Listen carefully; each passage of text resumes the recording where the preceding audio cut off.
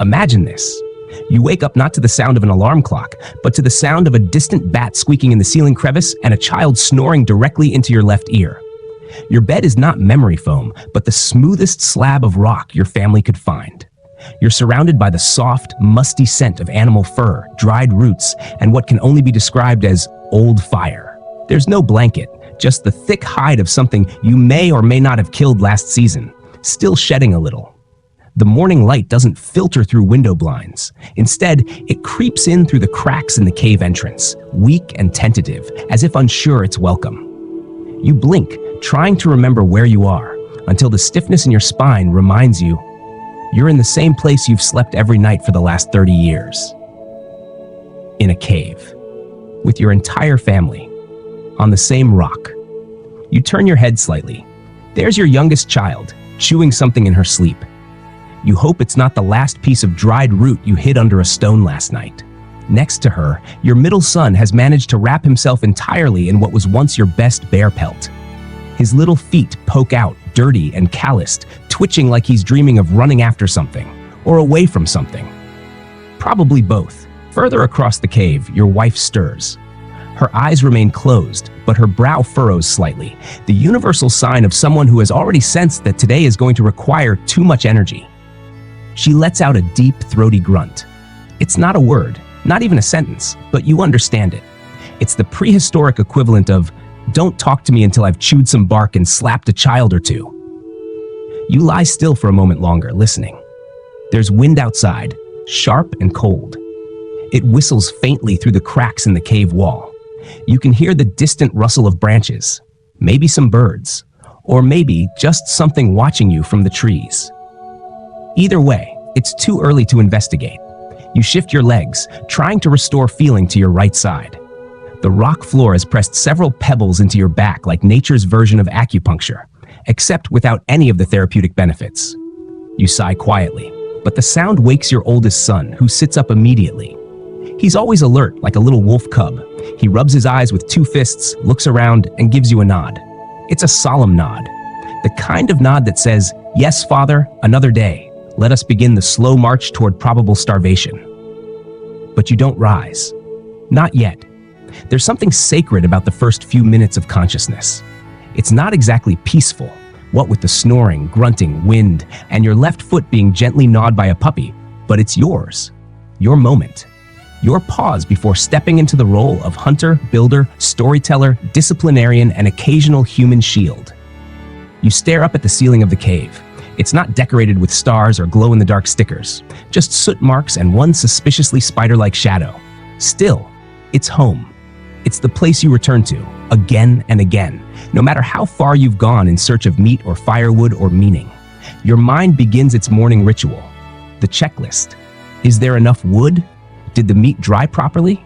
Did you remember to sharpen your spear? Did you dream about the fire god again? Should you tell your wife, or will she just roll her eyes and grunt louder? The cave stirs to life around you. A child lets out a yawn that quickly turns into a cry. Your wife throws an arm over her eyes. Your middle son coughs once, twice, then immediately demands food. A rock rolls from somewhere deep in the cave, followed by the skitter of something definitely not a child. You sit up, slowly. There's no rush. But also there is. The sun is rising. That means you're late. Late for what? Everything. Hunting, scraping, fire tending, making sure the kids don't eat poison berries, making sure you don't eat poison berries, remembering to thank the spirits, remembering to look up at the sky and pretend you know what it means. You rub your eyes, your fingers come away dirty. You reach for your spear, which lies exactly where you left it, balanced against the wall, one tip still charred from yesterday's failed rabbit chase. You check the twine holding the blade. It's fraying. Of course it is. You stretch your arms over your head, hearing several small cracks in your shoulders. That's not new. That's not good. But that's life. You look over your family one more time. They're loud, they're ungrateful. They steal your bare skin in the middle of the night and leave you exposed to the draft. But they're yours, and they're breathing. That's enough. You pick yourself up off the floor of the cave, take one deep breath of cold, mossy air, and step outside into the world. Another day begins. Another day to try. Another day to survive. And maybe, just maybe, Another day to tell a decent story by firelight, if you make it back in one piece. The first real thought of the day doesn't arrive with clarity. It sort of lumbers in, slow, groggy, and confused, like a half-drunk elder returning from the woods with no firewood and an inexplicable fish. Your eyelids are still halfway closed.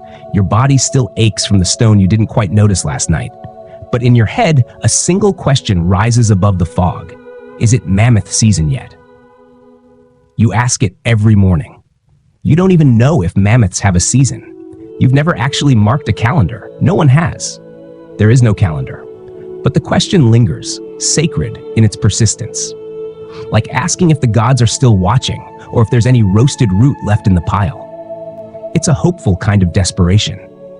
You've been thinking about mammoths a lot lately, not just because they're big and furry and delicious, but because they're one of the few creatures on Earth that still make you feel small. You see their tracks in the snow, wide, purposeful, ancient, and something stirs in your gut. A sense of reverence, a sense that if you could just bring one down, even just once, it would mean something. Something important. Something permanent. You could feed the entire cave. You could be the talk of the next fire circle. You could perhaps sit a little straighter when the other men tell stories. Not because you want glory, not really, but because surviving shouldn't always feel like losing. But of course, it's not that easy. Mammoths don't stroll by every morning. You don't look out from the mouth of the cave and spot one casually nibbling moss like a wandering gift from the gods. No, what you usually see are squirrels, maybe the tail of a rabbit disappearing into brush, sometimes a bird. Once, a bear. You didn't chase the bear chased you.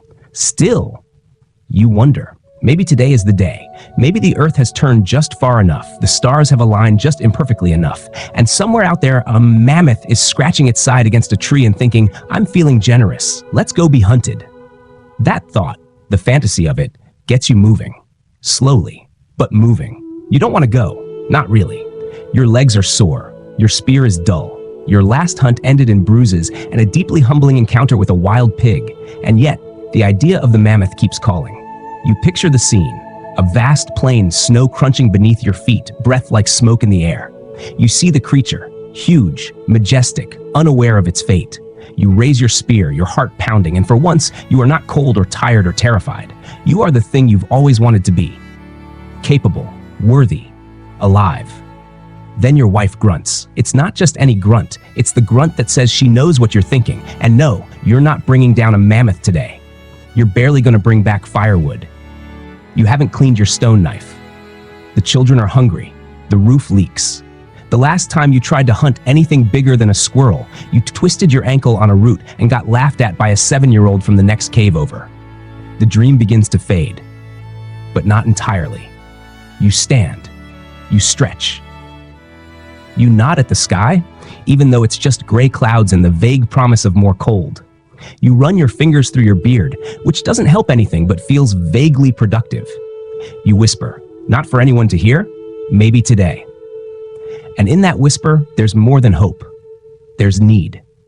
There's a quiet understanding that life in the Stone Age is a balancing act between reality and story, between mud and myth. You need the myth. You need to believe that at any moment, greatness could walk past your cave on 4 massive legs. Is it mammoth season yet? Probably not. But you'll go anyway. Because the asking, the hoping, the imagining, that's half the reason you're still standing. And maybe, just maybe, that's enough. Stone Age breakfast is not for the delicate. There is no fresh ground coffee, no eggs poached to perfection, no honey drizzled anything. There is only what survived the night and didn't run fast enough yesterday. The menu is simple, blunt, and humbling. A bit of root that's been roasted, or more likely scorched, and something vaguely rodent-shaped that still holds a hint of body heat if you're lucky. Or unlucky, depending on how you feel about freshness. You sit near the fire, or what's left of it. The embers smolder with the dull persistence of someone who's already given their best and is now just doing their job out of duty. Smoke curls upward, painting the cave ceiling in shadows that vaguely resemble animals or ghosts, depending on your mood. Your children shuffle over, eyes half closed, hair a mess of sticks and last night's dreams. They do not greet you with cheer. They grunt. You grunt back. It's mutual love, prehistoric style. Beside you, your wife pokes the fire with a stick that used to be part of a spear. She doesn't say anything either, but you know that look, eyebrows drawn, lips tight. It's the universal sign for, this breakfast is disappointing, but I'm too tired to complain and I know it's not your fault. But still, try harder. You reach into the stone bowl, hoping for something palatable.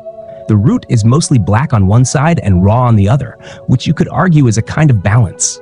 It crunches like sand and tastes like sadness. Still, you chew, because not eating isn't an option. Hunger doesn't care about presentation. One of the kids finds the rodent. No one knows what kind it is. No one asks. Asking implies you have choices. You do not. It's split down the middle, charred on the back, a bit squishy underneath. Your son pokes it, sniffs it, and then hands it to you like a gift. You nod solemnly and bite. It tastes like survival. Bitter, chewy, vaguely furry. The others watch, and you tear off little pieces for them.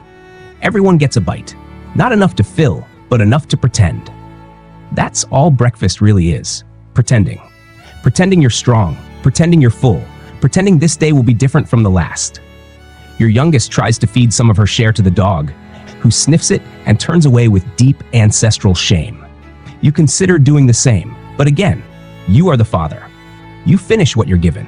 That's the rule. That's the expectation. You are the first one awake, the last one to eat, and the only one expected to chase things with tusks. As you chew, your mind wanders. You remember the stories your own father told you. Stories of days when game was plentiful and the rivers ran clear and the sky gave signs if you knew how to read them. You try to imagine a time when breakfast might have been a celebration, a feast, or at the very least, warm. But all you can remember is this: roots and rodents, ash and silence. Your wife hands you a hot stone wrapped in leaf, a primitive tea, more or less. It smells like bark and has the consistency of regret. You sip anyway. The warmth spreads through your chest, which is something. You grunt a quiet thanks. She doesn't look at you, but her shoulders relax half an inch. That's enough. The kids finish quickly. They're used to small portions and big dreams. One licks the inside of the bowl, another gnaws on a piece of charred bark. You don't stop them. Why would you? Hunger is a teacher, and your children are excellent students. You look around the cave, the fire dims, the shadows retreat.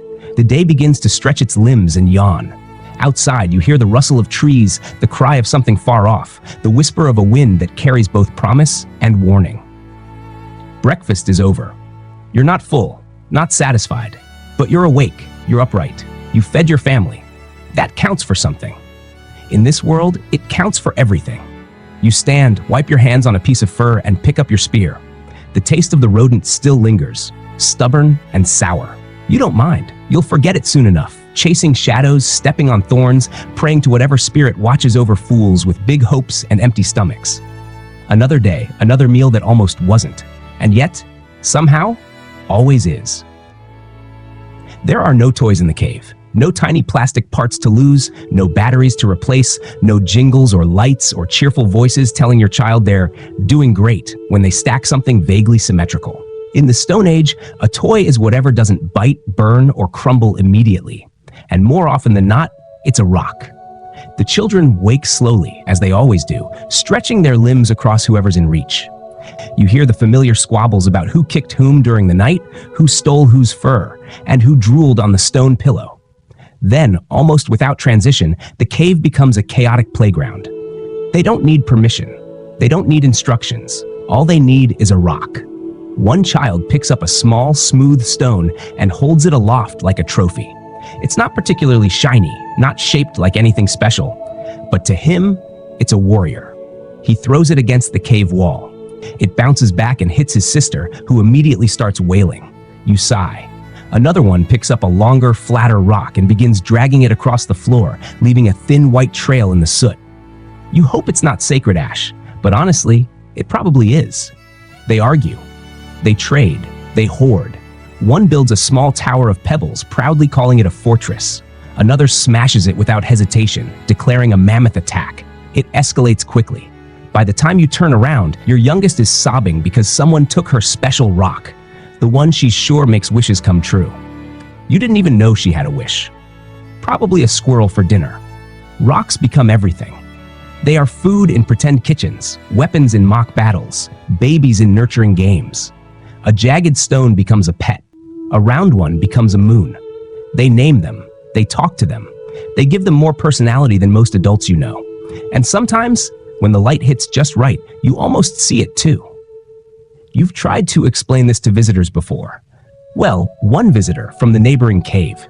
He had a child who'd been gifted a carved wooden doll, passed down from some elder who actually knew how to whittle. You watched that child hold the doll with reverence. Your own kids stared at it like it had descended from the heavens. For 3 days, they tried to replicate it using sticks, clay, and goat droppings. It didn't work.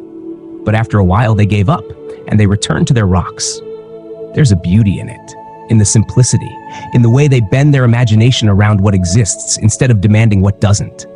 There's no need for colors or sound effects, no instruction manuals, no marketing. The rock just is, and they make it everything. You watch them for a while, eyes half-lidded, a dull ache in your shoulders. One child is organizing a ceremony. She places 3 rocks in a triangle and begins humming in a low voice, summoning something. Another balances 2 stones on his forehead and claims he's inventing a helmet. The baby, well, the almost baby, just puts a rock in his mouth. You let it slide. At this point, everyone in this family has chewed a rock at least once. The noise is overwhelming, but strangely comforting. They are playing. They are safe. They are using what the world gives them and shaping joy out of it. In a way, it's the purest kind of creativity. There's no end goal, no need to win, no scoreboard. Just presence. Still, sometimes it turns. One shriek and a rock goes flying. It's always the biggest one. The one no one should be allowed to touch. You intervene, slow but firm. A few words, a few stern looks. The offender sulks, the injured sniffs dramatically, and within minutes they're laughing again. The rock, now revered for the damage it caused, is promoted to dragon egg. You don't have much to give them. You can't give them security, not really. Not with sabertooths and storms and winters that bite through every layer of fur. You can't promise tomorrow. You can't shield them from hunger. But you've given them space to imagine. You've given them a cave that echoes with stories and a world of stone where magic still feels possible. And maybe, just maybe, that's enough. You pick up a small rock from the floor. It's smooth and cool, shaped almost like a heart. You toss it gently to your oldest son. He catches it, nods, and grins like he's just been handed a sacred artifact. Later, that same rock will be a sword, then a bowl, then maybe a hat. In this life, the rocks are always the same, but your children somehow make them new. Every day, every hour. You wish you still had that kind of mind, that kind of heart. But for now, you'll just be grateful that they do. It's not the sunrise that signals the true start of the day. Nor is it the smell of smoldering wood, the children's early chaos, or even the rumble of your own stomach echoing through the cave. The real beginning, the moment you know the day is truly underway, is her grunt. Your wife, half buried beneath a pelt and a pile of limbs belonging to children who drifted onto her during the night, lets out a single, guttural sound. Not quite a growl, not quite a sigh. Somewhere in between. A sound that vibrates deep in the chest and lands heavy in the air. You've heard this sound every morning for the last decade. It's not angry, not exactly, but it's not cheerful either. It's the prehistoric equivalent of, "Don't talk to me yet." You know better than to respond with words. The grunt isn't an invitation. It's a warning flare from a mind still half asleep and fully uninterested in conversation. You glance over, meet her eyes for a second, just enough to acknowledge, to respect the ritual, and then look away. She grunts again, softer this time, as if saying, "Good, you remembered." In modern times, people write poems about love in the morning light. In your world, love is quieter, grimmer, more honest. It's the way she tosses a piece of leftover bark tea root into your hand without looking. The way she lets the children climb over her without pushing them off. The way she sits up, rubs her face with both hands, and stares at the dying fire as though she might climb into it just to get warm again. You've come to understand her language, even though it's rarely made of words. A glance can mean 3 different things depending on the tilt of her head. A shrug might mean, "I forgive you," or "try harder," or "you'll never survive the winter with that limp." The grunt, however, is constant. It's her baseline communication. and each one carries a different tone.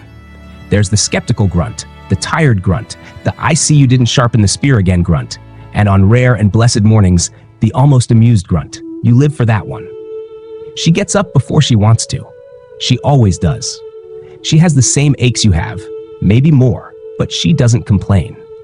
Complaining takes energy, and she has none to waste. She moves like someone who remembers what it felt like to sleep without interruption. It's been years since either of you has had a full night. Between the baby's cries, the dripping cave ceiling, and the occasional howl from the woods, sleep has become a luxury, a rumor.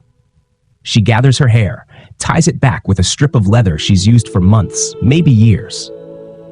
She adjusts the fur across her shoulders, already calculating what must be done today. You can see the mental list forming behind her eyes. Food, firewood, mending, yelling at the children, yelling at you, calming everyone down, and somehow finding the strength to laugh once before the stars return. You wonder how she does it. You've seen her skin animal hides in the dead of winter, with fingers cracked and bleeding. You've watched her patch holes in the roof with mud and determination. You've listened to her sing softly when the children cry at night, songs with no words, only breath. You don't say it often. There aren't words for it in your world, but you admire her, fiercely. Once, long ago, you tried to surprise her with a fish. It was a decent fish, freshly caught and still twitching. You laid it at her feet like an offering. She stared at it, then at you, then grunted in a way you hadn't heard before. It was neither grateful nor annoyed. It was complicated. She took the fish, cooked it, fed the kids, and saved none for herself. That night, you gave her your share. She didn't say thank you, but she looked at you for a long moment before turning away. That was enough. Now, she squats near the embers and pokes at them with a stick, trying to coax life back into the fire. You move beside her and blow gently, offering breath instead of words. The flames catch. She glances at you, then grunts once more. You think it means, "Fine, let's do this." The children begin to stir. She rises, brushes soot from her knees, and walks toward the chaos without fear. She will bark orders, cradle the youngest, and scold the oldest. She will ration food like a priestess, bind scrapes with leaves, and find water where none should exist. She will do it all with that same expression, that mix of exhaustion and willpower forged under years of smoke, cold, and reality. And tomorrow she'll do it again. You know better than to tell her she's strong. She doesn't want praise. She wants help. So you help. You tend the fire. You gather the tools. You shoulder your role, not as a hero, but as her equal in this quiet war called survival. Later, when the day has grown long and the light fades behind the rocks, she will grunt again. This one, deeper, final. It will mean I made it. You'll grunt back. It will mean I know. In your world, love isn't soft. It's flint and bone. It's bark and ash. It's the way she grunts every morning and still gets up, still fights, still cares. And somehow through all the silence and stone, you understand each other better than most ever will. In the grand timeline of human conflict, wars have been fought over land, honor, gods, and gold. But here, in this cold stone cave, the battle today is about a beetle. A single dried beetle that was carefully prepared 3 days ago, roasted over a flicker of flame, left to cool on a flat rock, then tucked away under a strip of fur near the sleeping pile. It wasn't much, but it was something. Crunchy, nutty, slightly bitter in a way that reminded you of regret. And now it's gone. You didn't even notice at first, but your second child did. He was the one who spotted the empty spot under the fur and made the announcement with the gravity of a priest discovering a desecrated altar. The beetle is missing. 4 words, and suddenly the entire family turns their heads like startled deer. It begins with silence, a heavy, suspicious silence. Then comes the questioning. Not loud, not yet, just narrowed eyes and subtle side glances. One of the kids looks at you. You raise your eyebrows in honest confusion. Your wife says nothing, but her lips tighten. She doesn't accuse, but you know she's remembering that yesterday you said you were still hungry after dinner. Everyone's thinking something. No one's saying it out loud. Then, the blame begins. "I didn't eat it," your youngest daughter cries, a little too quickly. "No one said you did." Her brother replies with the perfect tone of childhood guilt deflection. "Yes, you did. Your eyes did," you sigh. Here we go. The conversation quickly devolves into chaos. Voices rise. Accusations fly. The smallest child begins to cry. Not because she ate the beetle, but because someone stepped on her pretend rock puppy in the scuffle. Your wife raises her hands, calls for calm, and is promptly ignored. You sit back and observe because, frankly, you're curious. Who did eat it? The dried beetle had been set aside. It wasn't even that appealing. But in this world, scarcity breeds value. A bug becomes a delicacy if it's the last one. Someone, at some point, walked past that fur, saw the beetle resting there like a gift from the gods, and made a choice. A quiet, sneaky, delicious choice. You almost admire it. Your oldest daughter swears she saw the middle son near the beetle pile just before bed. He denies everything with theatrical outrage. "I was fixing my spear string," he declares, as though that somehow proves his innocence. Your wife crosses her arms, scanning the children with the precision of a hunter. She has the unique gift of knowing when someone is lying, even if they're lying to themselves. "Whoever ate it," she says slowly, "better have enjoyed it, because no one's getting anything extra today." You hear a collective gasp. The children freeze. The weight of her words settles on them like a sudden snowfall. "I didn't even want it," the middle one shouts, trying a new tactic. "But it was yours," the youngest retorts, still tearful over her stepped-on stone. You clear your throat, not loudly, just enough to suggest the possibility that the beetle was, in fact, eaten by someone older. Someone who was up late tending the fire, someone who remembered its location, and whose hunger overcame their moral compass somewhere between midnight and dawn. Your wife turns to you. Your heart pounds. She raises an eyebrow. You shake your head slowly. She squints. You hold her gaze. It's enough. She knows, but she says nothing. Because this is marriage. This is understanding. This is the unspoken contract that sometimes in the cold, in the dark, when no one's looking, you take the beetle. And the next time, maybe she will. And you won't say a word either. The children, still tangled in their petty fight, begin to lose steam. Accusations turn to whining. Whining turns to sulking. Eventually, someone throws a rock. It hits the wall with a loud crack, scattering ash and arguments alike. Your wife rubs her forehead. You hand her a warmed leaf of bitter root, your version of an apology. She takes it. That's all the forgiveness you're getting. Eventually, the subject changes. Someone finds a weird-looking stick. Another decides it's now a sword. The beetle scandal fades, replaced by new games and newer bruises. But the beetle is still gone, and the memory of its quiet theft lingers like smoke in the cave. You sit back against the wall, arms crossed. The hunger isn't gone, but it's different now, softer. You're not full, but you're satisfied in another way, because this moment, ridiculous and loud and chaotic as it was, means something. It means you still care about things, even tiny things, even beetles, and somehow that feels like survival, maybe even love. You close your eyes for a second, just long enough to rest, and smile faintly. It was a good beetle. There comes a point in every Stone Age morning when you realize it's no longer early. The sun, though filtered through a gray sky and the jagged lip of your cave, has risen high enough to remind you. Survival doesn't care how tired you are. It doesn't care if you slept poorly, if your back hurts, or if your last hunt ended with a sprained ankle and a spear lodged in a tree instead of a boar.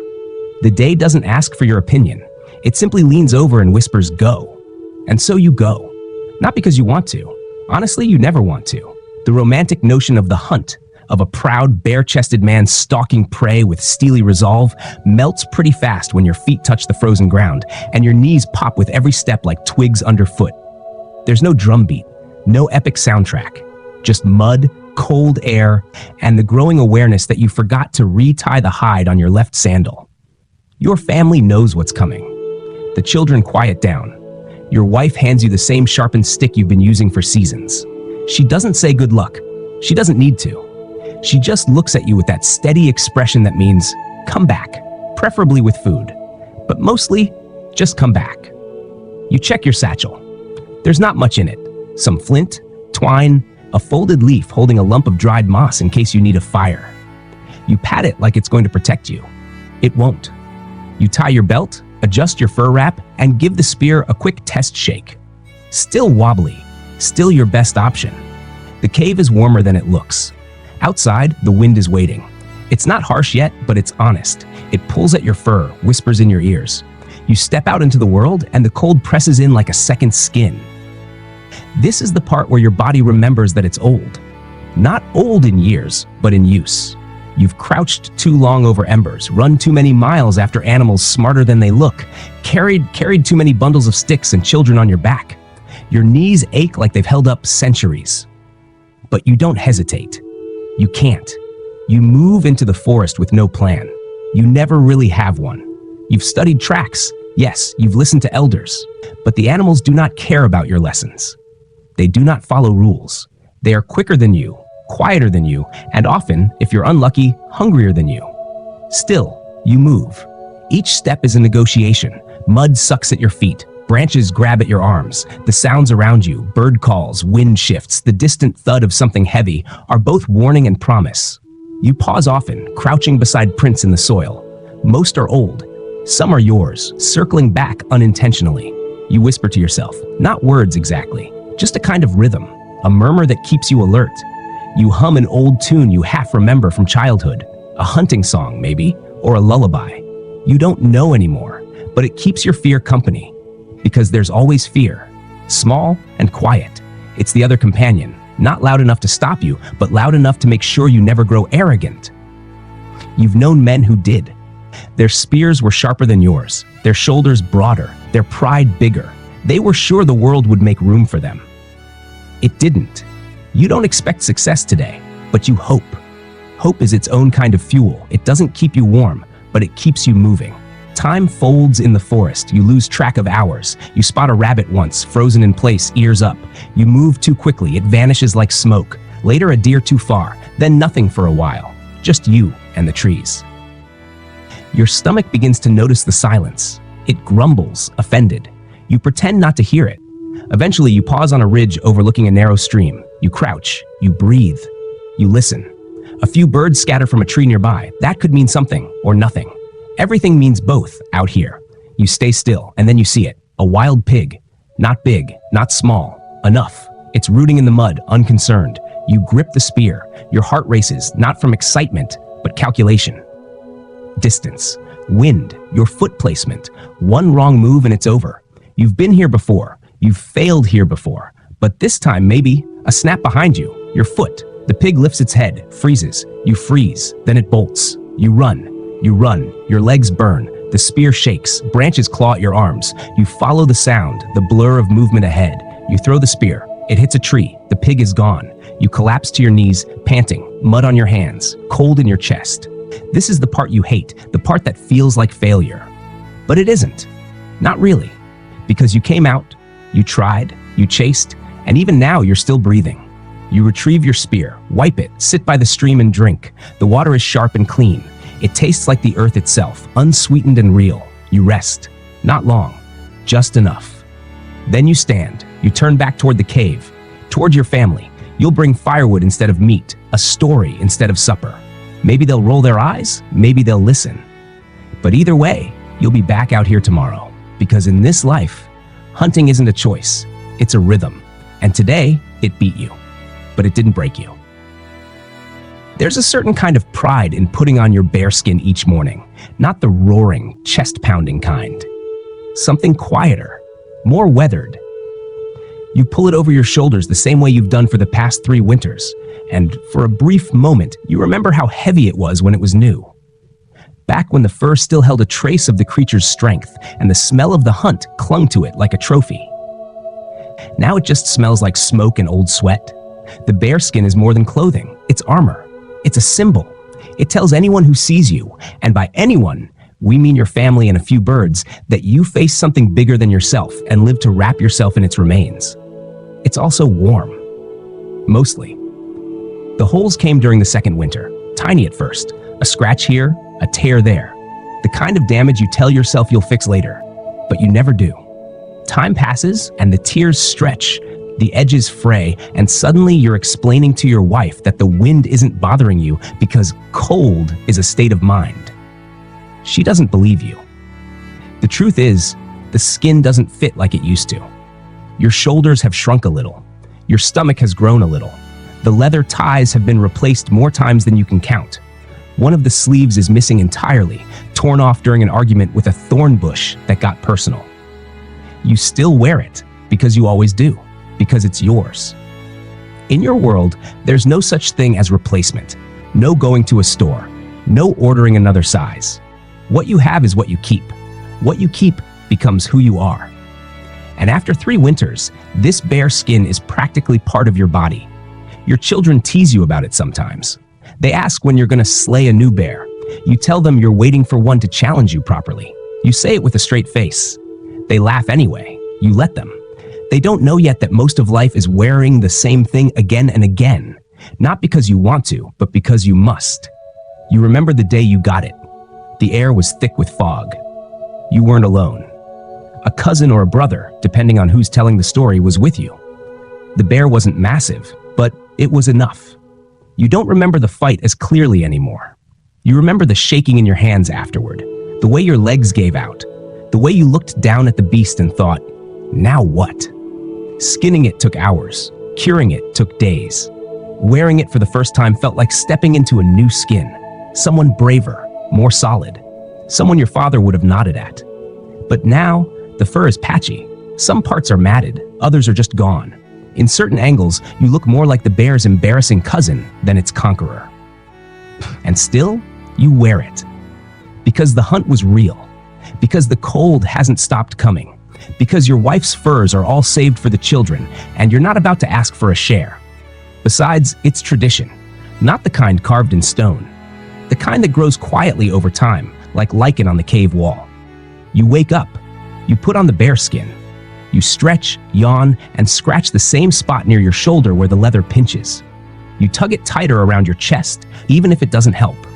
You do it because that's what you do. And in a world full of things you can't control, there's something sacred in that consistency. There's a tear near the side that flaps in the wind. Your wife keeps offering to patch it. You keep telling her it gives you character. She says it gives you pneumonia. Neither of you wins the argument, so the tear stays. Sometimes, when you walk past a still pool of water, you catch your reflection. You see the fur, the lines on your face, the wear and weight in your eyes. You don't see a warrior anymore, but you see a man who keeps going. And somehow, that feels braver. The bear skin has been with you through too much, through storms that rattled the cave walls, through hunts that ended in bruises and frostbite, through nights when you had nothing but firelight and stories to keep your children from crying. It's soaked in blood, sweat, and more than a few embarrassing spills. It has held your children when they were too cold to sleep. It has sheltered your wife when her own wrap was too thin. It has doubled as a blanket, a door flap, and once, very briefly, a tablecloth. It is ridiculous. It is essential. And when the day comes that it finally falls apart, threadbare and beyond hope, you know what you'll do. You'll gather the scraps. You'll cut them carefully. You'll wrap them around the new spear you carved for your son. You'll press them into the soles of your daughter's sandals. You'll let it live on in pieces, in warmth, in memory. But not yet. Today, you wear it again. You knot the leather. You step out into the wind. It bites through the seams, but you don't flinch. Because after 3 winters, the bear skin isn't just something you wear. It's something that wears you back. You might think a man walks into the forest to hunt simply because he's hungry. That would be a mistake. Hunger is only part of the equation. The truth is, before any spear is lifted, before any footsteps touch the frozen earth, there's a ritual. A sequence of strange, stubborn behaviors that somehow make the impossible feel just a little more possible. It begins with a grunt. Not a loud one. Not yet. Just a deep, drawn-out sound from the gut, somewhere between resignation and resolve. You sit by the fire, still half covered in fur, still chewing the last taste of a breakfast you wish had been longer. And then, as your wife hands you your weapon, or as the children quiet down and stare at you like you're some mythical figure heading into war, the sound escapes. A grunt. The first one. It says, "I'm going." It's not a goodbye. It's not a speech. It's an announcement to yourself more than anyone else. A reminder that your body has done this before, that your feet know the trail even when your courage doesn't, that you'll return, maybe not with meat, but with stories, bruises, or at the very least, a new reason to try again tomorrow. Then comes the second grunt. Louder, sharper. It's the closing bell. The now or never. You rise from your sitting place, bones cracking like firewood. You adjust the belt that doesn't quite fit anymore and slap the flat of your spear against your palm once. The sound echoes softly, the cave taking note. This is it. You're not ready, but you go anyway. The ash comes next. You don't remember when the ash part started. Maybe it was something your father did. Maybe you saw a bird shake dust over its feathers and thought it meant something. Either way, you reach into the base of the fire where last night's wood has turned to gray, soft flakes. You smear 2 fingers across the warm dust, then drag them across your face. Not carefully, not precisely. Just 2 thick stripes across the cheeks, over the brow, sometimes down the nose if you're feeling thorough. It doesn't make you stronger. It doesn't make you invisible to your prey. But it feels right. It feels ancient. The children watch with wide eyes. They think it's magic. Maybe it is. You don't say a word during this process. No one does. There's no chant, no dance, only silence, breath, and the soft crackle of the dying fire behind you. The air hangs heavy with smoke, and in that smoke lives everything you can't explain. Fear, faith, maybe even a little madness. You tie a strip of hide around your forehead, not to hold anything back. It doesn't serve much purpose, truthfully, but you feel incomplete without it, like a soldier missing a shield, or a storyteller without a voice. You check your satchel again, even though you already know what's in it. Flint, twine, dried moss. A flat stone that your daughter swore was lucky, though it looks suspiciously like every other stone on the ground. Still, you keep it, because why not? Maybe it is lucky. Maybe luck is just the name we give to anything that keeps us moving when logic says we should stay home. You glance at your wife. She doesn't speak either, but her expression shifts, just a little. A nod that doesn't quite happen. You nod back. The language of survival doesn't require many words, just glances. Grunts. Ash. Outside, the cold waits. The wind has picked up, tugging at the edges of your wrap. Your knees already ache, but you step forward. The first step is always the worst. It reminds you that the world out there is not your friend. It never has been, but it's where the food is, where the stories come from, where men prove to themselves that they are still trying. That, too, is part of the ritual. You cross the mouth of the cave. Behind you, the children whisper, not in fear, but excitement. They see you as a figure, larger than you are, wiser than you feel. You know better. You are just a man with a stick and some ash on your face, hoping a mammoth stumbles in the right direction. As you walk into the trees, your mind returns to the ritual. It's not superstition exactly, it's structure. When the world gives you chaos, storms, starvation, sabertooths, you fight it with rhythm, with repeatable acts. You draw the lines on your face because your father did, because his father did. Because in a world without calendars, traditions are the only timekeepers. And maybe, just maybe, the ash means something. Maybe the spirits do watch. Maybe they see your face marked with fire's memory and decide to spare you, or guide you, or simply laugh. You don't know. You never will. But you'll keep doing it. You'll keep grunting, keep rubbing ash, keep walking into the woods with old bones and stubborn hope, because ritual is what makes you human. And being human, flawed, afraid, freezing, is what makes you worthy of the hunt. There are no long goodbyes in a cave. You don't kiss your wife on the cheek or tell your children to be good. You don't say things like, "I'll be home by sunset," or "Wish me luck." That's not how it works here. There are no promises, no guarantees, just a moment. A pause before you cross the invisible line between the warmth of the fire and the wildness of the world. And in that moment, you say goodbye the only way you know how, with silence. Your spear rests in your hand. Your ash-marked face feels stiff from the cold morning air. You glance around the cave one last time. Your wife is tending to the embers, her back to you, but she knows.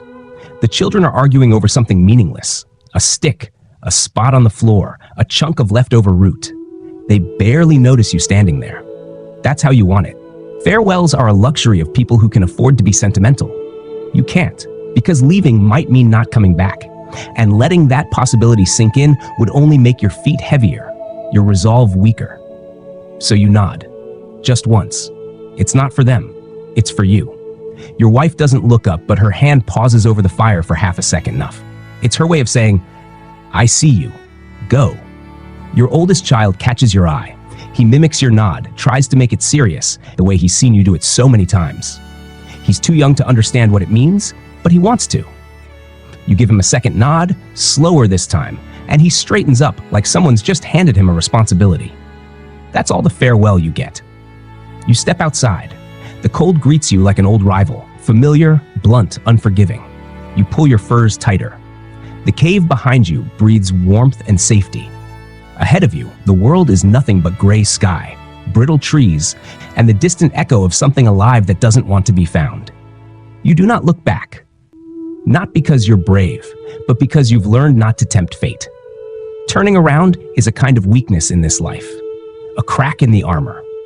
If you allow yourself to dwell on what you're leaving behind, it becomes harder to move forward. And you need all your strength just to move forward. You walk with purpose, but not speed. The forest is watching, and it respects confidence more than haste. Your boots crunch over frozen leaves. Your spear taps against your leg with every step, a reminder of your role. Husband, father, provider, risk-taker. You carry that weight in your shoulders. There's no map, no trail. You follow instinct, memory, and the silent pull of hope. But even as you move further from the cave, you carry a piece of it with you. Not in your hands, not even in your satchel, but in your chest. In the shape of the fire's glow. In the sound of your children bickering. In the quiet strength of your wife's paws over the coals. That's what you're hunting for, in a way. Not just meat, not just survival. You're hunting for the right to return. To come back and sit by the fire with dirt on your skin and a story in your mouth. To toss a rabbit onto the stone slab and watch your family's faces light up. Not because it's a feast, but because it means you're still alive. This is why you don't say goodbye, because every step forward is already a promise. Because every silence before the hunt speaks louder than words ever could. Because you were never taught how to say farewell. You were only taught how to keep going. And so you do. You keep going. Through the trees, through the cold, through the fear that never leaves, just changes shape. Your farewell isn't a sentence.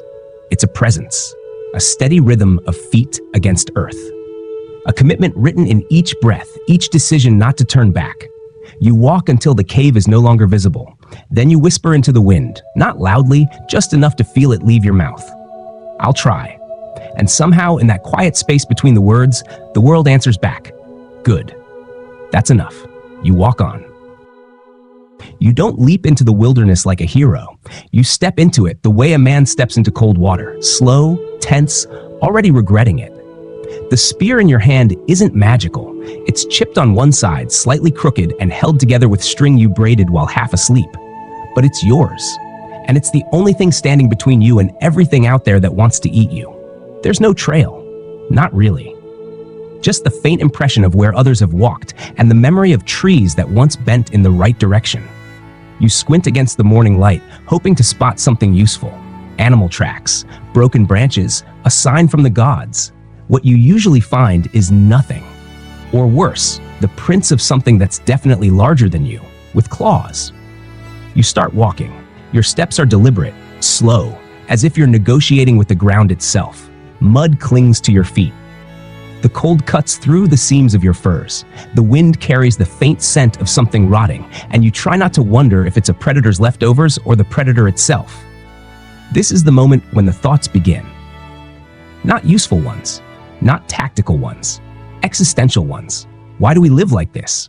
Why didn't we settle somewhere warmer? Why do rabbits move so fast? Why am I the one doing this and not, say, my cousin, Wei, who once claimed he could wrestle a wolf and has never been seen since? The forest doesn't care about your thoughts. It doesn't care about your hunger or your back pain or the blister forming near your heel. It offers no sympathy, no comfort, just the soft, unrelenting sounds of survival. Leaves shifting, branches snapping, the occasional rustle that could be lunch or the end of you. You press on. The spear becomes heavier with each mile, not because of weight, but because of meaning. It's your hope and your fear, your ambition and your inadequacy. You grip it tighter. You imagine yourself lunging at a wild boar with precision and courage. But your actual memories tell a different story. Of slipping in wet grass, of missed throws, of apologizing to your own feet as you limped home with nothing but a scratched arm and a bad mood. Still, you keep going. Because what else is there? Turning back would mean facing the look. The one your wife gives when you return empty-handed.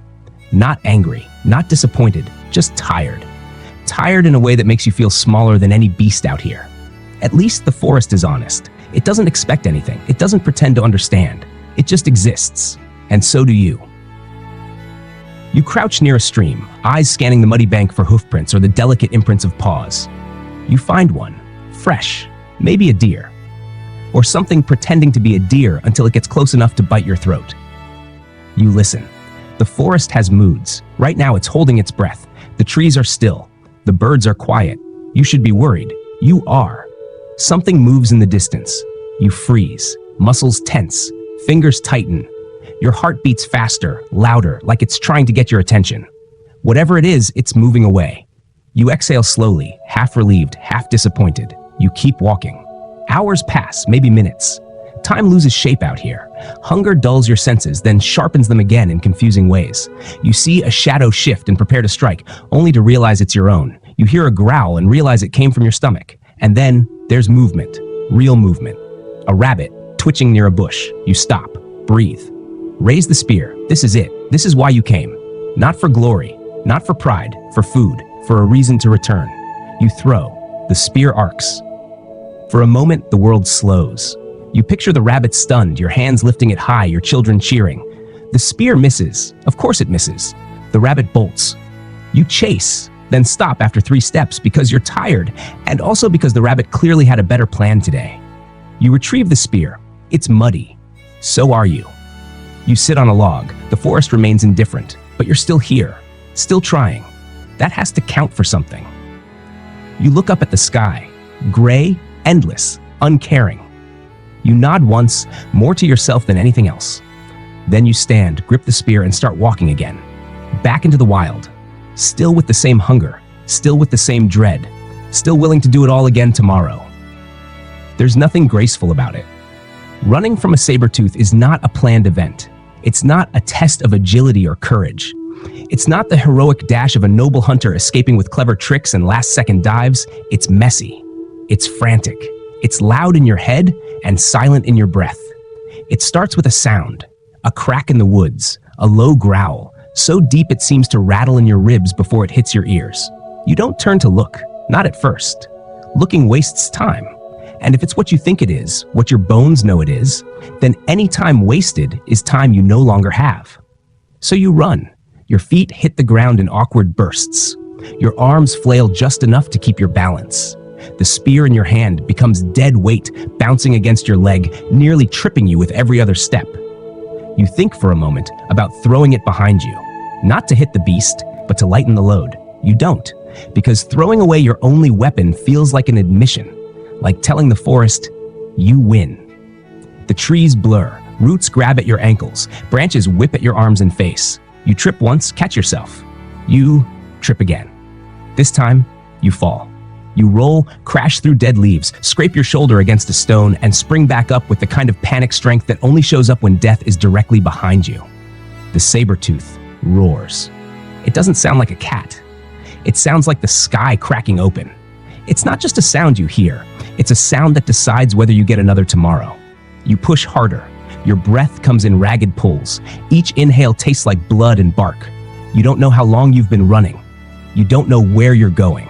There's no path, just movement. And then, suddenly, stillness. You dive behind a fallen tree. Not because it'll save you. It won't. But because you're out of options. You press yourself against the cold wood, squeeze your eyes shut, and pray. Not in words, because you don't have any left, but in feeling. You hear the saber-tooth steps. Heavy. Deliberate. It's not rushing. It doesn't need to. It knows you're here. It's just deciding how much fun it wants to have. You grip the spear tighter. Maybe this is it. You've thought about dying before. Not often, not seriously, but in those quiet moments when the fire's low and the world feels too big. You always imagined it would be cleaner, braver. Maybe in a final stand, protecting your family. Maybe in your sleep after telling your last story. Not like this. Not hiding behind a log, mud in your mouth, with half a breath and less than half a chance. The steps stop, silence. And then, a rustle. A bird takes flight. Something cracks far off in the trees. You wait. 1 minute. 2. You don't move. Your lungs beg for air. Your muscles twitch, but you don't move. Eventually, you peek. Nothing. Gone. Somehow, against logic, against odds, the saber-tooth chose not to finish it. Maybe it lost interest. Maybe something else caught its eye. Maybe, just maybe, the gods decided you weren't quite finished yet. You collapse backward, not from relief, but from exhaustion. The kind that doesn't go away with sleep. The kind that makes you question everything. You stare up at the sky. It looks different now, the same clouds, the same gray, but somehow more alive, like it just watched you barely cling to your place in it. You lie there for a long time. Eventually you sit up, check your limbs. Nothing broken, just bruises, scratches, a sore ankle, and a little less pride. You pick up your spear. The tip is chipped. You'll fix it later. Or not. You stand slowly, carefully, and you start walking again. Because that's what you do. You run when you have to. You hide when you must, but you always stand back up, even if it means, eventually, running from a sabertooth again. It starts as a whisper, a quiet, nagging tug at the base of your spine. Nothing serious. Just a little reminder that you're not 20 anymore, or whatever the Stone Age equivalent of 20 was. But you keep going, because everyone keeps going. Because there's no healer waiting at the edge of the woods with magic herbs and a polite copay system. There's just the ache, and the job is everything. You bend to lift a pile of firewood. You hear the now familiar creak in your back.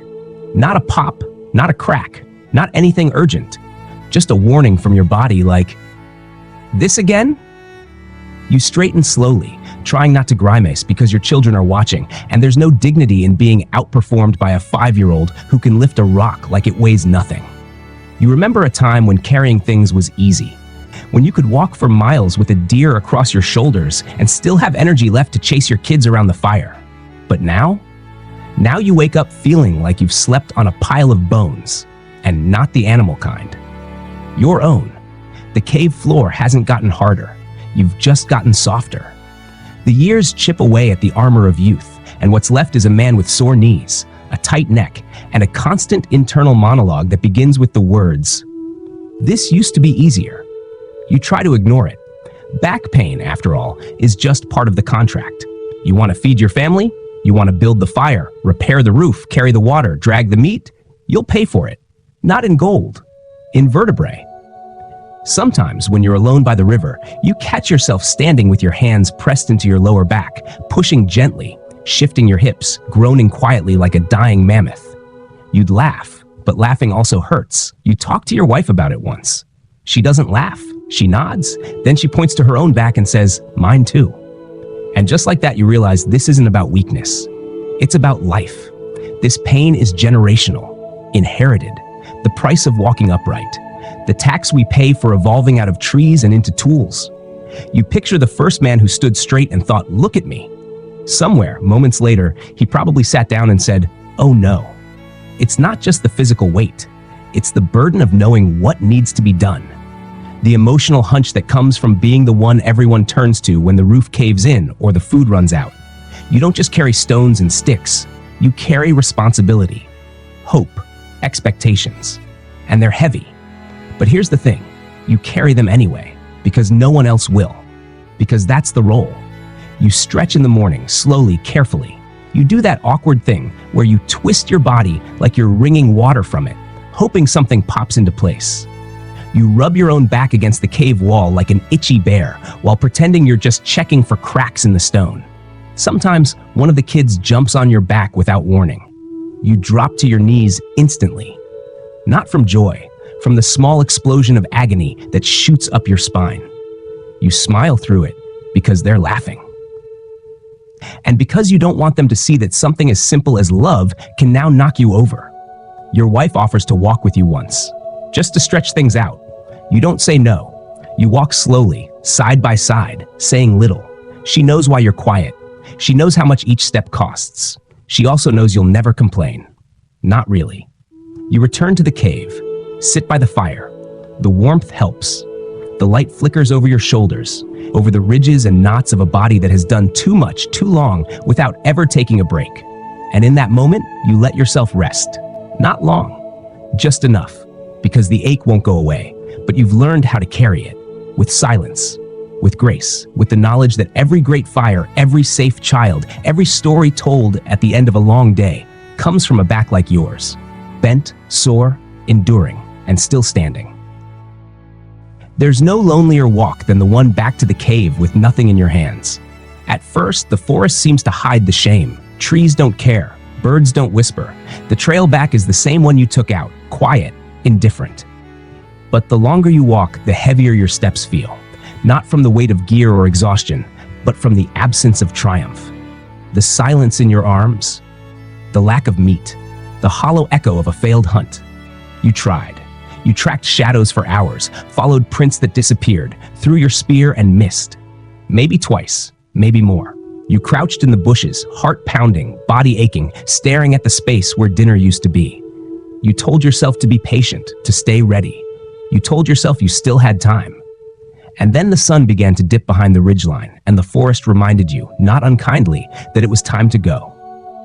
And so, you return. Your feet drag. The wind feels colder on your face, not physically, but emotionally. You already know what's waiting. Not punishment, not scorn, just that look. She doesn't say anything. She never does. When you enter the cave, the firelight casts your shadow across the floor first. The kids look up. For a second, they hope. Their eyes search your hands, your belt, your expression. Then they return to their play without a word, not out of disrespect. They've just seen this before. Your wife doesn't stand. She glances at you from where she sits, near the wall, mending a pelt or sorting roots. Her eyes lock on yours. It lasts less than 2 seconds, but in those 2 seconds, you feel it. That look. It's not cruel. It doesn't say you're a failure. It says she knows. She knows the walk. She knows the hunger. She knows the weight of expectations that come back unfulfilled. It's not disappointment. It's weariness. Not directed at you, but at the fact that life is relentless and there are no guarantees. You sit down slowly. The fire is warm. Your knees are stiff. You lean your spear against the wall as if it might blame you too. Your wife hands you a small piece of bark tea. It's bitter. You drink it anyway. It scalds your tongue, but you welcome the pain. It reminds you that you're still in the story. Later, the children gather around. One asks if you saw anything. You lie a little. You say you almost had a boar. You say it was close. You say tomorrow will be better.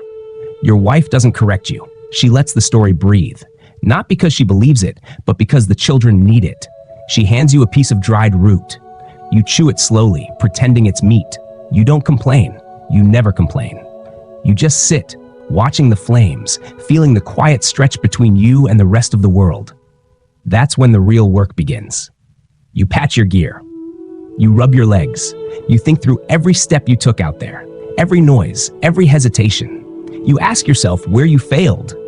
Not because you enjoy the self-torture, but because you want to do better next time. And there will be a next time. There always is. Because no one else will do it. Because the family needs food. Because the fire doesn't run on hope. Because the forest doesn't care how tired you are or how hard you tried. It just waits, and you'll go back out to meet it. With the same broken spear, the same aching knees, the same desperate hope stitched into your chest. You'll leave again before sunrise, pretending your back doesn't hurt. You'll grunt once for ritual. Rub ash on your cheeks like armor. Walk into the woods like you've never failed before. And if you return empty-handed again, she'll still give you bark tea. She'll still make space beside the fire. She'll still give you that look. But you'll learn how to carry it, not as shame, as fuel. You don't need a storm to tell you the roof is leaking. You can feel it long before the rain comes. The air gets heavier. The wind shifts. Somewhere above your head, a flap of fur flutters just wrong. And you know, deep down, in your spine and in your knees, that tonight will be wet. It always starts with one drop, a slow, silent drip that lands right between your shoulder blades as you sleep. At first, you think it's a dream. Then another drop lands on your forehead. By the time the third hits your cheek, you're awake, blinking into the dark and swearing under your breath. The children roll over. One of them lets out a small whimper. Your wife sighs in that way that says she's been through this too many times to be surprised. So, the next morning, you climb onto the roof. Roof is a generous word. It's a patchwork of branches, firs, dried grasses, and a prayer, held together by time, instinct, and mud. Lots of mud. The kind of mud that sticks to everything and never dries the same way twice. The kind that seems, somehow, to always be either too wet or too dry, but never right. You carry up a handful of materials, some extra bark, a pelt that's more whole than fabric, and a large lump of river mud you scooped up at sunrise. You climb slowly, careful not to shift too much weight in one spot. A cave can collapse faster than you can apologize for it. Up here, above the firelight, everything feels more exposed. You can see the whole clearing. You can hear the forest more clearly. The birds, the wind, the distant cracking of something that might be thunder or something worse. But right now, you're just focused on the hole.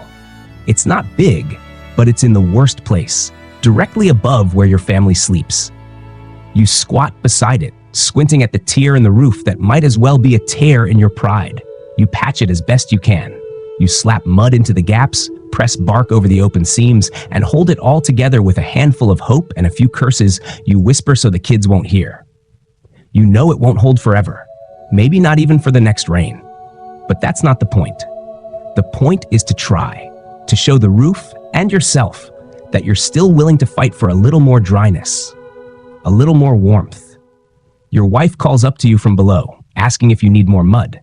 You grunt something that might be yes or maybe or I don't know anymore. She gets it. She's lived under that roof with you for too long not to understand the language of worn-out men. You keep working. Your hands are freezing. Your fingers are stained. Your back screams every time you twist. But still, you press and smear and stack. It's not craftsmanship. It's survival. It's not pretty. But pretty doesn't keep out the rain. At some point, your youngest comes out to watch. She asks what you're doing. You tell her you're teaching the sky to behave. She giggles. You smile. That helps. By midday, the roof looks not worse, which in this life counts as a victory. You climb back down, slower than before. You land with a soft grunt and brush the mud from your palms onto your legs. The fire crackles nearby. The kids are chasing each other around the cave mouth. Your wife nods once when you pass her. No words needed. That night, it rains. Hard. You lie awake, staring at the dark. Listening. One drop, another, then nothing. The roof holds, for now. You exhale, not in triumph but in relief. The quiet kind. The kind that knows everything you did today might fall apart tomorrow, but not tonight. Tonight, the cave stays dry, and that's enough. There are no books in the cave. No paintings on the wall that move. No tools that speak when you press a button. When the night comes and the world beyond the cave turns into nothing but black trees and unknown howls, there is only one thing left to do. Tell a story. The fire doesn't need permission. It starts cracking as the wind dies down. You sit close to it, legs crossed, back sore, the warmth sinking slowly into your bones like mercy. Around you, your children begin to gather, pulled not by the fire itself, but by what they know comes next. You clear your throat. You don't need a script. You never had one. The story lives somewhere in your chest, just above your stomach, right beneath your tired heart. It begins the same way most nights, with a simple sentence, always spoken low and slow. There was once a time. Their heads turn.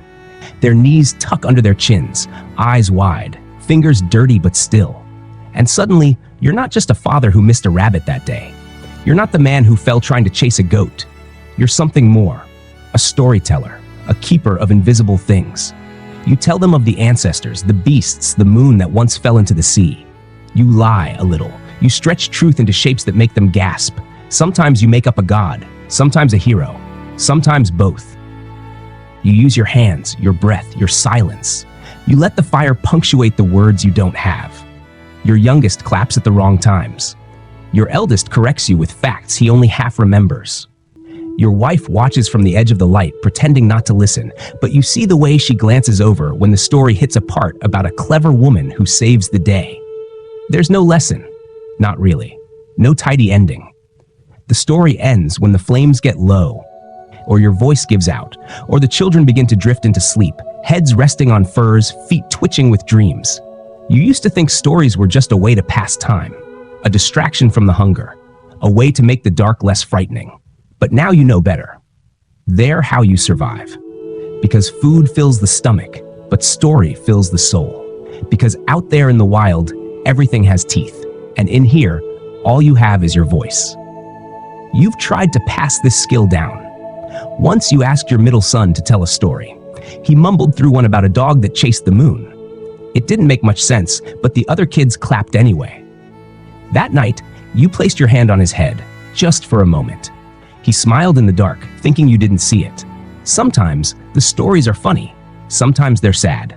A Occasionally, they're about real things that happened, like the time you got stuck in a tree while being chased by bees. That one always gets a laugh, even from your wife. And other times, you tell the stories that scare even you. The ones about being lost, about not coming home, about the thing in the forest no one sees but everyone hears. You tell those too, because they're part of the truth. Because bravery isn't about avoiding fear. It's about knowing it and sitting beside it in the firelight with your children watching. One night, your daughter asks if the stories are true. You pause. Then you say, "Parts of them." She nods, satisfied. Truth in the cave isn't always about facts. Sometimes it's about feeling. Sometimes it's about hope dressed in old skins and a little exaggeration. When the fire dies, the cave gets quiet. The children fall asleep one by one like candles flickering out. You sit there a little longer. The embers glow red. You don't speak. Because some nights silence is the end of the story. But the memory of your voice will linger. In their dreams. In the dark.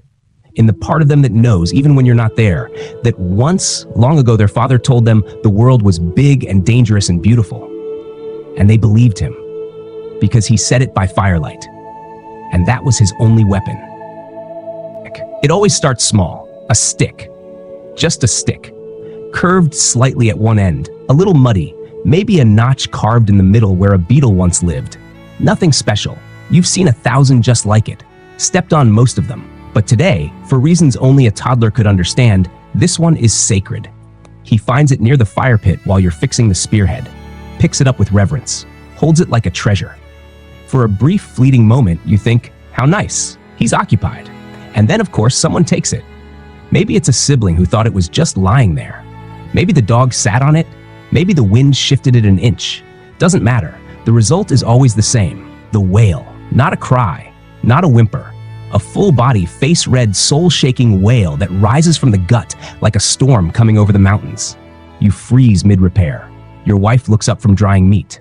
The older kids scatter. You already know. This is tantrum number 5 today, and it's not going to be pretty. He screams. He flails. He stomps both feet like he's challenging the earth itself to a duel. He throws himself on the ground and rolls in circles, sobbing into the dirt. You've seen wounded elk behave with more dignity. You approach slowly. You crouch beside him, not too close. Not yet. What happened? Through hiccups and snot and dramatic gasps, he tells you. The stick is gone. You glance at the stick. It's literally 2 feet away. You pick it up and offer it. He doesn't take it. He screams louder. Because now, it's not just about the stick. It's about justice. About betrayal. About the deep existential wound of being two and feeling like the universe conspires against you. You sit in silence for a minute. There's nothing else to do. Logic won't help. Empathy will be used against you. Bribery? You tried that yesterday, and he still hasn't forgiven you for offering the smaller berry. Eventually, he sits up, tears still fresh, face streaked with dirt, lip quivering. You offer the stick again, this time with both hands, as if presenting an offering to a tiny, very angry god. He takes it. Silence. He hugs it, murmurs something unintelligible. Then, as if nothing ever happened, he gets up and walks away, dragging it behind him, completely satisfied. You exhale. One of the older kids passes by and mutters, "Seriously? Over a stick?" You just shake your head. You don't explain, because here's the truth. It's not really about the stick. It never is. It's about control in a world too big, about emotions too big for a body that's small, about testing boundaries, learning reactions, and figuring out how this strange thing called life works. The tantrum is messy, loud, and sometimes ridiculous, but it's also practice. He's learning how to fight, how to feel deeply, how to demand things, even if those things are sometimes just sticks. And you're learning too, how to stay calm when you want to yell, how to sit in chaos without fixing it, how to be the person he can fall apart next to and still trust to be there when he puts himself back together. Later that night, he sleeps with the stick beside him, as if it's a sword, or a shield, or a promise. You know he'll forget it tomorrow, but you won't, because one day he'll have a bigger tantrum over bigger things. And maybe, if you did this part right, he'll remember how it felt to be seen, even when it was just about a stick. The sky has always been both a comfort and a mystery. At night, when the fire dims and the forest goes quiet, your children look up. Their eyes widen at the sheer size of it, endless black pierced by tiny flickering lights. To them, it's magic. To you, it's mostly confusion. One night, your daughter climbs into your lap and points to the brightest thing in the sky. What's that one called?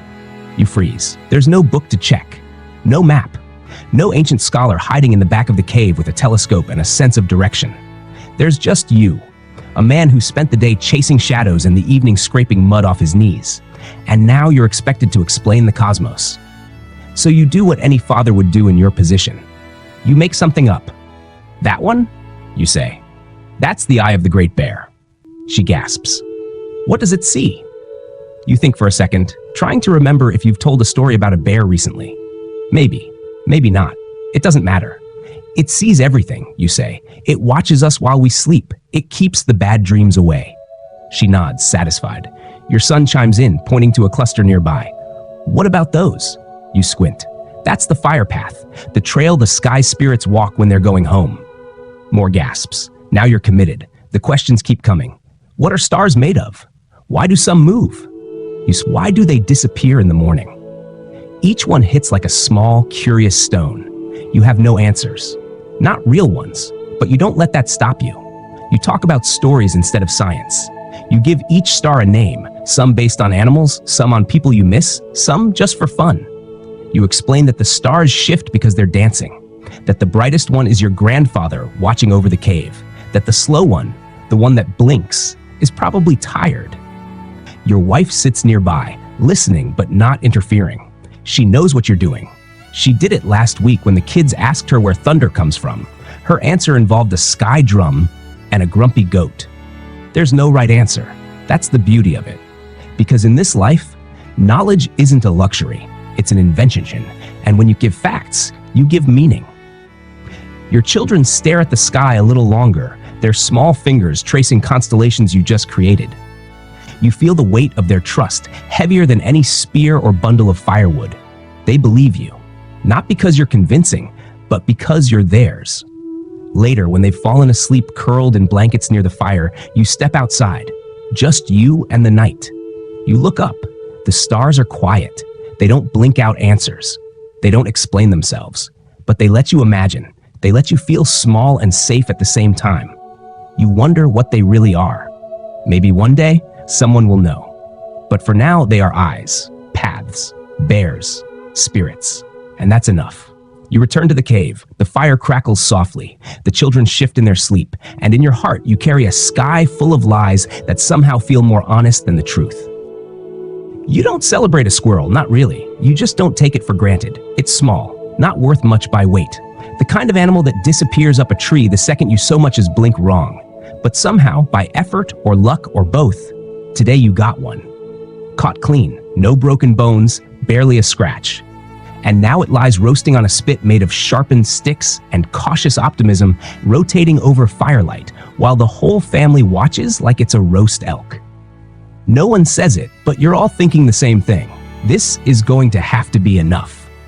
Your wife salts it with dried herbs that don't really do anything anymore, but it makes the air smell like tradition. The kids sit in a rough half circle, eyes following each turn of the meat, hands twitching with the effort of not reaching too soon. You glance at them, then back at the squirrel. It's not much, but it's warm, and warm counts for a lot. You slice carefully. The meat comes away in slivers, barely thick enough to chew. You give the first bite to your youngest, because she's been coughing lately, and you told yourself it would help. The next goes to your wife, who doesn't meet your eyes but shifts her shoulders like she's grateful. Then each child in turn. Then, maybe yourself. You chew slowly. It's gamey, a little dry. You pretend it's better than it is, not for pride, but for morale. This one was fat, your son says. You nod. Winter fat. Means it was smart, your daughter adds. You grunt your agreement, even though the squirrel ran straight into your trap like it had a death wish. They eat quietly for a while, reverently. Not because the squirrel deserves reverence, but because hunger has a way of turning anything into a ritual. You remember feasts, not often, but once, maybe twice a year, something big would fall. Boar, deer, a bird dumb enough to fly into a rock.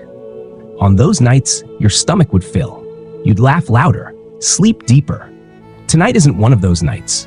Tonight is the kind of night that makes survival feel like a negotiation, like you're bartering with the cold, saying, just give me one more day, one more hunt, one more chance. Your wife offers you her last piece. You wave it off. She puts it down anyway. The kids argue over the tail. One wants it for decoration. One says it's lucky. One says they're going to eat it. You tell them no one's eating the tail. They grumble, but they obey. After the food is gone, everyone leans back, not full but no longer empty. That's the victory. Not fullness, just not empty. You scrape the last bits from the bone and toss them into the fire. They hiss like steam, little bursts of sound in the quiet. One of the kids asks if there will be another squirrel tomorrow. You shrug. Maybe, but probably not. They're fast, smarter than they look, and you're slower than you used to be. Your wife gathers the bones. She'll boil them later for broth. Nothing is wasted, not even hope. Later, when the fire dies and the cave goes quiet, you lie down beside your children. Their breathing steadies. Their bellies are not growling. You've done enough for tonight. Not a feast, but enough. And in this world, that's everything. There's a moment right after sunset when the fire is just catching and the children are quiet for once, when you finally sit down to do the work that no one notices until it's too late. Fixing tools. More specifically, fixing the bone tools. A cracked awl, a chipped scraper, the spear tip that split in half after you missed a deer and hit a rock instead. Tools made of bone, worn down from days of scraping, cutting, digging, prying, and now they sit in a dull pile by your feet, tired as you are. You pick one up. It used to be a rib, maybe from a boar. You don't remember. You've worked with so many bones over the years that they all start to blur together. But this one, you can tell, still has some fight left in it. A little curve, a bit of edge. You run your thumb over it, still sharp, just not where it needs to be. You pull out another bone, a thinner one, this one from a bird, maybe. You turn it in your hands, weigh it. Not every bone is meant to fix another, but most of them will do if you're willing to shape them long enough. That's what fixing bone tools is, really. One bone sharpening another. There's a strange poetry in it. The bones don't complain. They don't crack jokes or question your technique. They sit there and wait, like they know what's coming. You use a stone to grind the new edge into place. A small chip flies off. Then another. You blow the dust away. The kids watch sometimes. Not for long. It's not flashy like hunting, not loud like storytelling. But occasionally, one of them will sit beside you, holding a broken tool in both hands, asking if it can be saved. You always say yes, because it can. Almost anything can, if you take the time. The fire crackles. Your wife hums softly behind you, cleaning hides or braiding cord. The cave smells like smoke and warmth and earth. You lose yourself in the rhythm. Scratch, grind, tap, fit, repeat. Sometimes you feel like a bone tool yourself, worn, chipped, still in use, still needed. It's not glamorous, this part of the day. No one cheers when you sharpen a scraper. No one tells stories about the time Dad repaired the needle that stitched the roof together. But without these tools, nothing else works. No hunting, no cooking, no shelter. They are the quiet spine of survival. You finish one piece and set it aside. Reach for another. This one is more difficult, cracked all the way through. You consider throwing it away, starting fresh, but something about it makes you hesitate. Maybe it's the shape, maybe the way it fits in your hand. You grind down one side, test the curve, grind again. The crack doesn't disappear, but it stops growing. That's enough.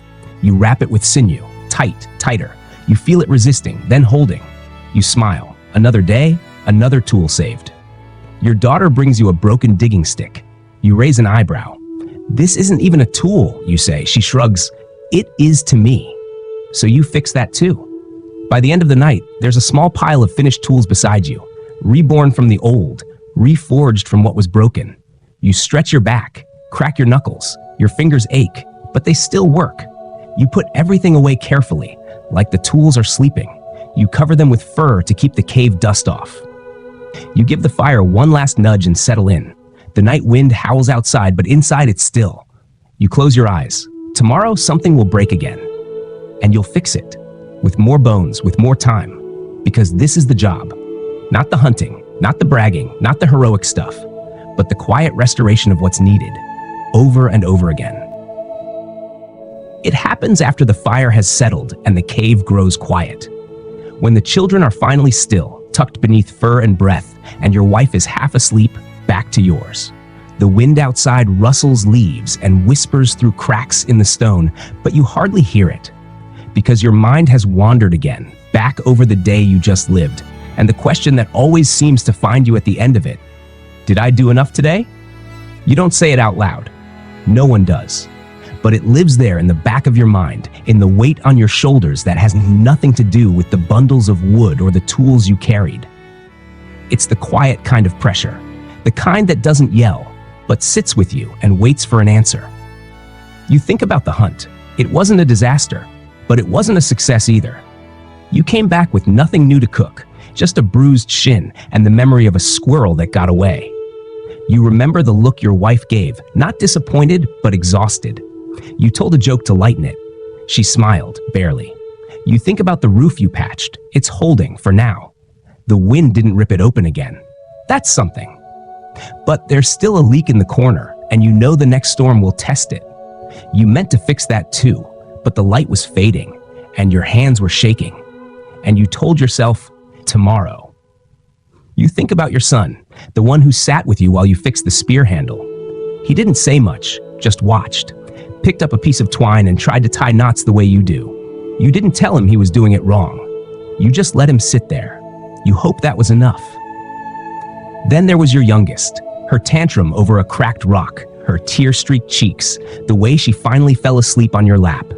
You didn't raise your voice. You didn't walk away. You held her until her breathing slowed. Maybe that was enough. But then again, you didn't finish that tool you promised her, the toy one. The one shaped like yours. She asked twice and you said, later. And now it's later. And you're wondering if she'll still remember tomorrow. Or worse, if she won't. You stretch your legs, they ache. So does your back. You shift slightly on the stone beneath you, careful not to wake anyone. Your fingers move without thinking, tracing circles on the dirt near your feet. It's a nervous habit you've had since before you had children, before you had a cave, before survival became your full-time job. Did I do enough today? You hunted, you repaired, you listened, you fed, you told a story, half made up, half remembered. You patched a pelt, you comforted a tantrum, you made it home, you didn't die. That last one matters more than you let yourself admit. Still, the question remains. Because being alive isn't always the same as living well. Because your children don't just need food, they need you. Because your wife doesn't just need fire, she needs your quiet presence when the fire burns low. Because sometimes doing enough isn't about the tasks, but about how you were while doing them. Did you rush? Did you speak sharply? Did you miss a chance to hold, to hear, to teach? You stare into the embers. They glow, soft and red, like the heart of something still breathing. You think about the version of yourself you hoped to be when you first became a father. Strong, yes, brave, of course, but also calm and present and kind. Some days you're that man, some days you're not. Tonight, maybe you were somewhere in between. And maybe that's all anyone can be, most of the time. A man trying, falling short, getting back up, coming home with less than he hoped, but more than nothing. And asking the question, not to beat himself up, but to remind himself to keep growing. You place a hand gently over your son's back as he shifts in his sleep. He relaxes under your touch. That small response answers something your question never could. Maybe you didn't do everything, but you were here. And sometimes, being here is enough. You close your eyes, not because you've found peace, but because you're still searching for it. And that too might be enough for today. It starts with a smear, a sticky mixture of ash, spit, and crushed berry, clumsily dragged across the cave wall by the smallest set of hands in the family. At first, you think it's just a mess, another thing you'll have to scrub off later. But then the shape begins to emerge, rough, wild, and strangely familiar. A circle, maybe a sun, maybe a rock, maybe just a circle. You smile, because even if it's nothing, it's something. Your kids don't need instructions. They don't ask, "What are we doing?" They just see the smear, grab a bone fragment, and join in. Soon there are lines, some jagged, some curling, dots, swirls, figures that vaguely resemble animals if you squint, tilt your head, and use your imagination. It's chaos. It's beautiful. And it beats watching them fight over the same rock for the third time today. You sit down against the wall and let yourself breathe. The air smells like smoke, dirt, and whatever was inside that crushed berry. The cave flickers with firelight. Shadows of tiny hands move across stone like they've always belonged there. "This is me," your daughter says, pointing to a lopsided stick figure with what looks like too many arms. "Why so many arms?" you ask. She shrugs. "Because I do everything."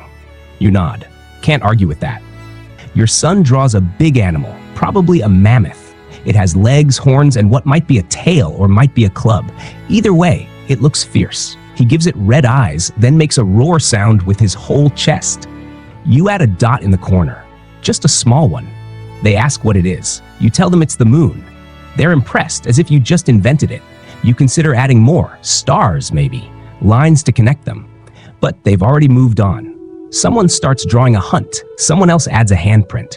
Another child starts painting on themselves instead of the wall. You stop them briefly. Then you pause. You look at your own hand. You press it against the wall. And then, with whatever mix of ash and mud is closest, you smear a layer over the back of it and peel it away. A handprint. Yours. You stare at it longer than you thought you would. Because it's not just paint. It's proof that you were here. That this day happened. That in a world of chasing food and dodging predators, you paused long enough to leave something behind. Not a kill, not a tool, just a mark. The fire pops. Someone giggles. Your youngest is now painting the dog. The dog is unimpressed. You glance over at your wife. She's watching from the edge of the chaos, the way she always does. Half part of it, half making sure no one sets themselves on fire. You raise your eyebrows. She gives you the smallest smile.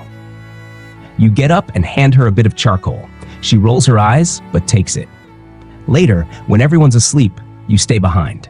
You run your fingers along the crude drawings, the overlapping scenes of animals, hunts, stars, and figures. None of it is perfect. Most of it won't last. The wind and smoke and rain will take their toll. But maybe not today. Maybe not this year. You touch your handprint again. And in that quiet moment, you realize something. You didn't need to teach your kids to do this. They already knew. Somehow, in the marrow of their bones, they knew that stories need to be seen. That memory deserves a shape. That leaving something behind isn't just for the future, it's for now. Tomorrow, someone will draw over it. Next year, someone else may add to it. But tonight, this cave is a gallery. And you are a father who didn't just survive the day. You created something with nothing but mud, fire, and time, and a wall full of wonder. There's no bedtime story tonight, no lullaby, no gentle poems about the stars, just the sound of wind outside the cave, the popping of a low fire, and the deep, quiet breathing of a tired family coming to rest. It's not that you don't have words, you just don't need them. You grunt, a soft one, from the throat. It says what it needs to say. I'm here. It reaches the kids before your arms do. They know that sound. They've heard it after a hunt, during storms, when the fire goes out and you're fumbling to relight it in the dark. It's the sound of presence, of safety. Your youngest snorts back. It's not polite, not proper, but it makes your wife laugh just under her breath. That laugh is better than a song. It means the world hasn't ended yet.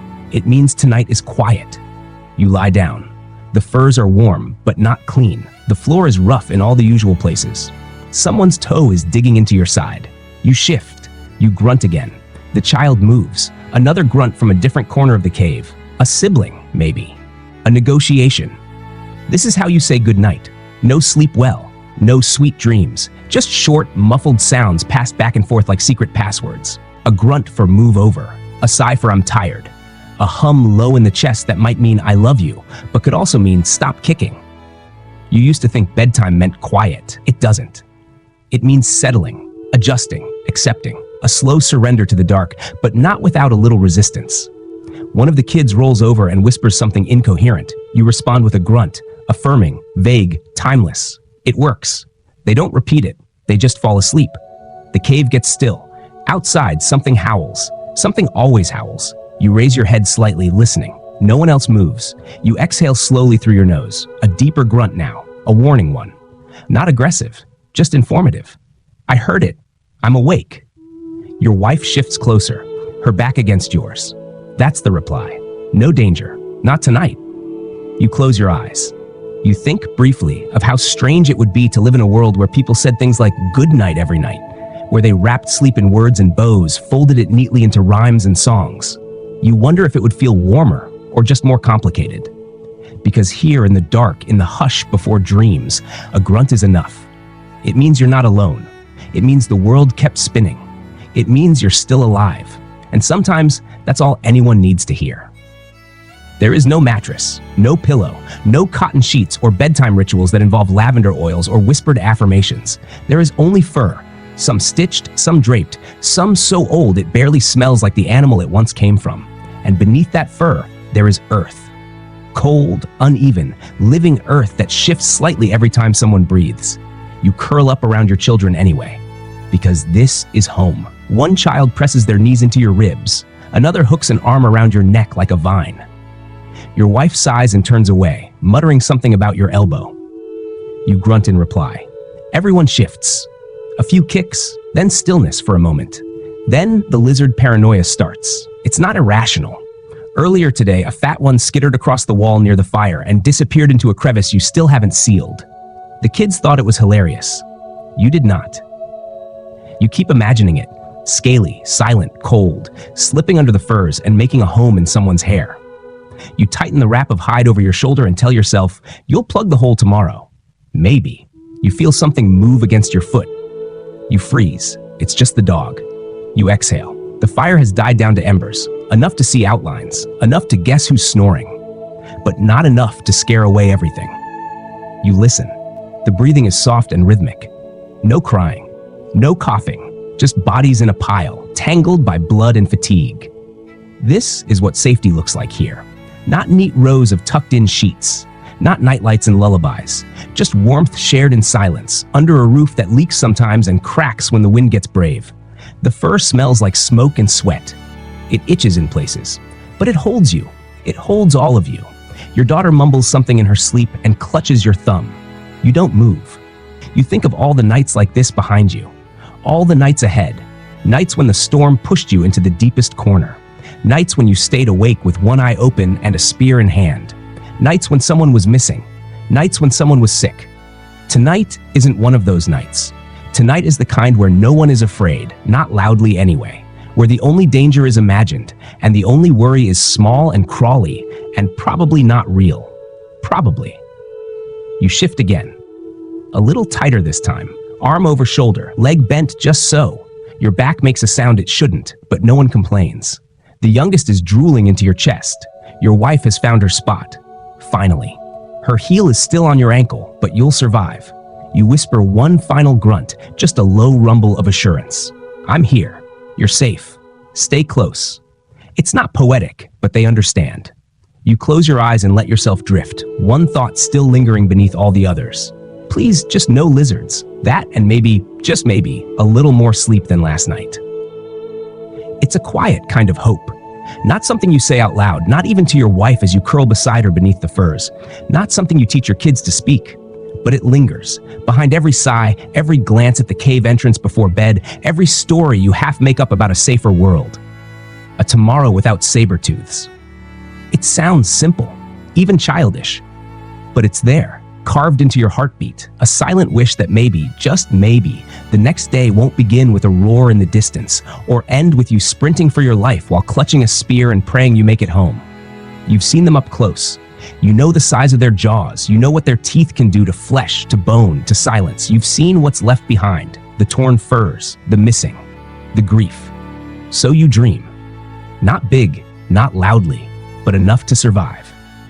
You picture a tomorrow where you can gather wood without looking over your shoulder, where your kids can chase each other beyond the tree line and you don't feel your chest tighten with fear, where every noise in the night isn't something you have to stand up for, armed and aching, heart beating like a drum.